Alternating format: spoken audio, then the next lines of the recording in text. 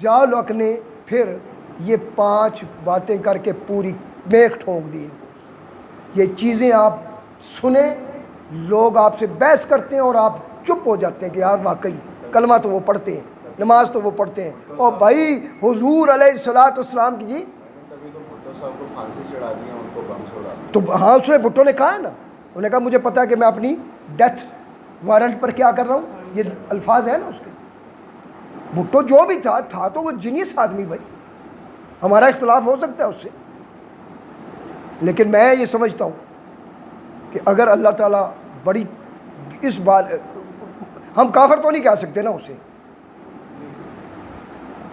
ہم کافر نہیں کہہ سکتے بھٹو کو یا بے نظیر کو کافر تو نہیں کہہ سکتے، ہم سیاسی طور پر ان پہ اختلاف کر سکتے ہیں کہ انہوں نے پاکستان جو بھی کیا، لیکن بھٹو نے جو کارنامہ کیا ہے اس بیس پر، اور وہ خود جب کہہ رہا ہے کہ مجھے یقین ہے کہ اور تو کوئی نہیں، شاید اس بارے میں بخشا جاؤں، ہیں جی، اس کا مطلب ہے اس کے خوب شعور تھا، یہ نہیں کہ وہ کوئی بے شعوری میں کیا ہے، کوئی ڈل بندہ تو تھا نہیں، وہ فارغ آدمی تو نہیں تھا نا جی۔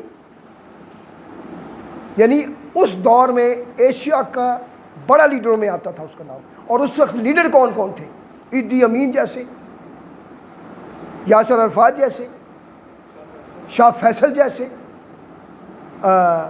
بو مدین جیسے، شاہ حسن جیسے، شاہ حسین جیسے، ٹھیک ہے جی، اور اس طرف ادھر چیون لائی اور بڑے بڑے وہ کیسنجر اور پتہ نہیں یورپ میں وہ تھے، ادھر بڑے بڑے مسلمانوں میں، تو ان کے ساتھ اور ان کو لیڈ کرنا یہ بہت بڑی بات ہے۔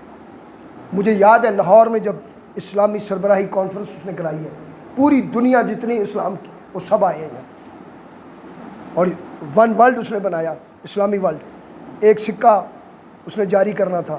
بہرحال مرزائی اس کی جڑوں میں بیٹھ گئے۔ تو دوستان محترم، آج کی جو یہ نشست ہے اس میں 3 باتیں ہیں: رات کو سوچنا، ایک میں، ایک میرا درد، ایک تو، اور دوسری مرزائی پکے کافر ہے، آپ کو کوئی بات آئے یا نہ آئے، اور کسی مسلمان کی مرزائی سے لڑائی ہو گئی یہ پاکستان بننے سے پہلے لاہور میں، اس مرزائی نے کیس کر دیا،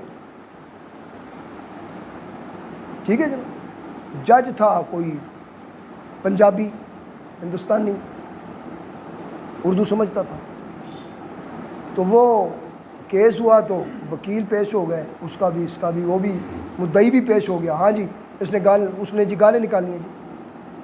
اب وکیل نے کہا سر گالیاں کس قسم کی نکالی ہیں؟ انہیں جی گالیاں نکالی ہیں۔ انہوں نے کہا جناب مہربانی آپ کو یہ ایک گالی بتا دیں تاکہ اس کے مطابق قانون حرکت میں آئے۔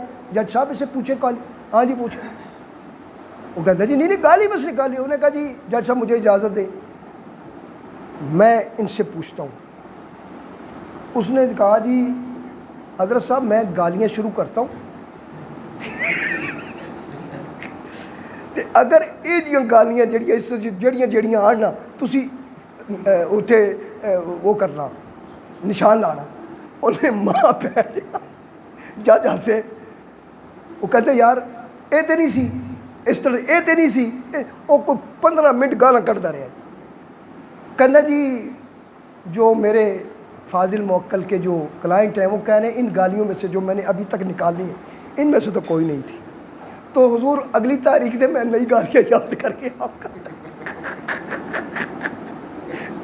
میں نویاں گالاں یاد کر کے آواں گا، ہو سکتا ہے انہوں بچوں نہ دی ہوئے، پتہ لگا اگلی پیشی تے کلیئر ہی ہو گئے، وہ کیس ہی واپس لے گیا۔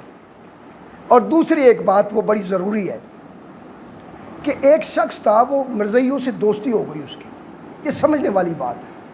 آہستہ آہستہ اس مرزائی نے اس کو شیشے میں اتار لیا کہ یار دیکھو ہمارے میں کوئی فرق نہیں ہے۔ آخر کار بات یہاں تک آئی، اس نے مسلمان کو کہا مرزائی نے کہ یار تو استخارہ کر لیں، ہم اگر غلط ہیں مرزا صاحب غلط ہیں یہ صحیح، اس پر کیا کر لیں۔ اس نے استخارہ کیا اور استخارے میں مرزا صاحب صحیح نکلے۔ کیا نکلے؟ ہے نا حیرت کی بات، استخارے میں آیا کہ مرزا بالکل حق پر ہے۔ مرزا بالکل وہ بڑا پریشان ہوا، کہنے لگا یار یہ آخر کار وہ کسی اللہ والے جو عالم بھی تھے گئے وہاں جا کے اس نے کہا یار مجھے ابھی تک مرزائی میں ہوا نہیں، لیکن چونکہ شرط میں ہار گیا ہوں اب مجھے ہونا پڑے گا، لیکن یہ کیا کیس ہے؟ ان اللہ والوں نے کہا پہلے تو یہ بتا کہ تجھے یہ شک کیسے پیدا ہوا کہ رسول کریم کے بعد کوئی نبی آ سکتا ہے؟ پہلے تو یہ بتا، یہ شک ہی کیوں کیا تو نے؟ یہ تو شک سے بالا بات ہے کہ نبی کے بعد لا نبی آبادی، انا خاتم النبیین لا نبی آبادی، لا نبی آبادی، لا نبی آبادی، بس یہ یقین رکھ، استخاری کی تو ضرورت ہی نہیں ہے۔